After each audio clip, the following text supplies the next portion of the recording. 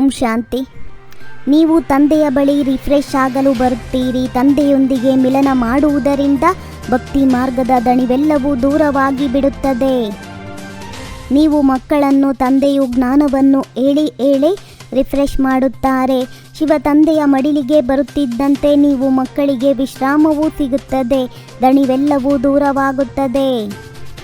ಭಗವಾನು ವಾಚವಾಗಿದೆ, ಮಕ್ಕಳೇ ಆತ್ಮ ಅಭಿಮಾನಿ ಭವ, ಏಕೆಂದರೆ ತನ್ನನ್ನು ಆತ್ಮನೆಂದು ತಿಳಿಯದ ಹೊರತು ಪರಂಪಿತ ಪರಮಾತ್ಮನನ್ನು ನೆನಪು ಮಾಡಲು ಸಾಧ್ಯವಿಲ್ಲ. ಪತಿತ ಪಾವನ ತಂದೆಯು ಪತಿತರ ಕರೆಯ ಮೇರೆಗೆ ಬರುತ್ತಾರೆ. ಆತ್ಮಗಳನ್ನು ಪಾವನ ಮಾಡಿ ಮತ್ತೆ ಹೊಸ ಪ್ರಪಂಚವನ್ನು ಸ್ಥಾಪನೆ ಮಾಡುತ್ತಾರೆ. ಆತ್ಮವೇ ತಂದೆಯನ್ನು ಕರೆಯುತ್ತದೆ. ಕಲಿಯುಗಿ ಪ್ರಪಂಚವನ್ನು ಸ್ವರ್ಗವೆಂದು ತಿಳಿಯುವುದು ಸಹ ಬುದ್ಧಿಹೀನತೆಯಾಗಿದೆ. ತಂದೆಯನ್ನು ಯಥಾರ್ಥವಾಗಿ ಅರಿತುಕೊಂಡಿಲ್ಲವೋ ಅಲ್ಲಿಯವರೆಗೆ ಆ ಶಕ್ತಿಯು ಬರಲು ಸಾಧ್ಯವಿಲ್ಲ. ಯಾವಾಗ ತಾನು ಪಾರಸ ಬುದ್ಧಿಯವರಾಗುವರೋ ಆಗ ಅನ್ಯರನ್ನು ಮಾಡುವರು. ಒಳ್ಳೆಯ ಪುರುಷಾರ್ಥ ಮಾಡಬೇಕು, ಇದರಲ್ಲಿ ನಾಚಿಕೆಯ ಮಾತಿಲ್ಲ.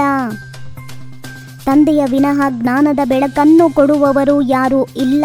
ಎಲ್ಲರೂ ಇನ್ನೊಬ್ಬರ ಹಿಂದೆ ಅಲೆದಾಡಿ ಪೆಟ್ಟು ತಿನ್ನುತ್ತಿರುತ್ತಾರೆ. ತಂದೆಯೇ ಬಂದು ಆ ಬುದ್ಧಿಯನ್ನು ತೆರೆಯುತ್ತಾರೆ.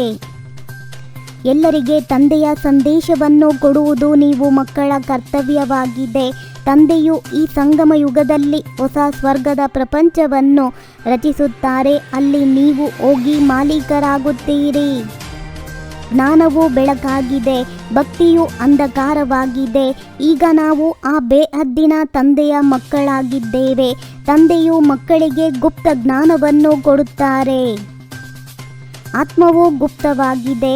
ಗುಪ್ತ ಜ್ಞಾನವನ್ನು ಆತ್ಮವೇ ಧಾರಣೆ ಮಾಡುತ್ತದೆ. ಆತ್ಮವೇ ಬಾಯಿಯ ಮೂಲಕ ಜ್ಞಾನವನ್ನು ಹೇಳುತ್ತದೆ. ಆತ್ಮವೇ ಗುಪ್ತವಾಗಿ ನೆನಪು ಮಾಡುತ್ತದೆ. ಮಕ್ಕಳೇ, ದೇಹಾಭಿಮಾನಿಗಳಾಗಬೇಡಿ. ದೇಹಾಭಿಮಾನದಿಂದ ಆತ್ಮದ ಶಕ್ತಿಯು ಸಮಾಪ್ತಿಯಾಗುತ್ತದೆ. ಆತ್ಮ ಅಭಿಮಾನಿಯಾಗುವುದರಿಂದ ಶಕ್ತಿಯು ಜಮಾ ಆಗುತ್ತದೆ.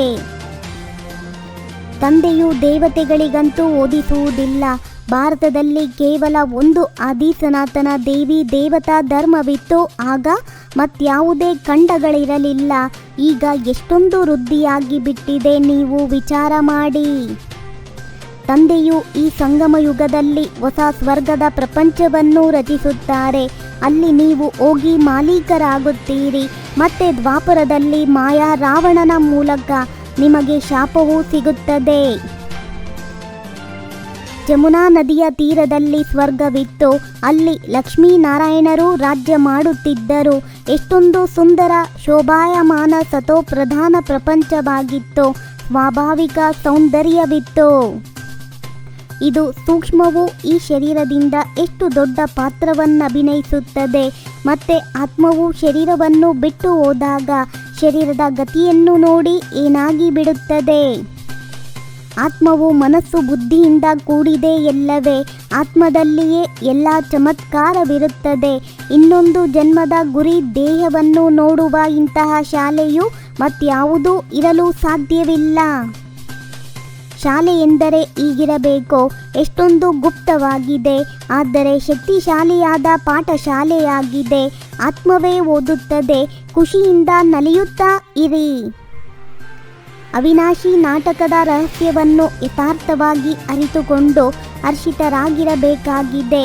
ಈ ನಾಟಕದಲ್ಲಿ ಪ್ರತಿಯೊಬ್ಬ ಪಾತ್ರಧಾರಿಯ ಪಾತ್ರವು ಬೇರೆ ಬೇರೆಯಾಗಿದೆ.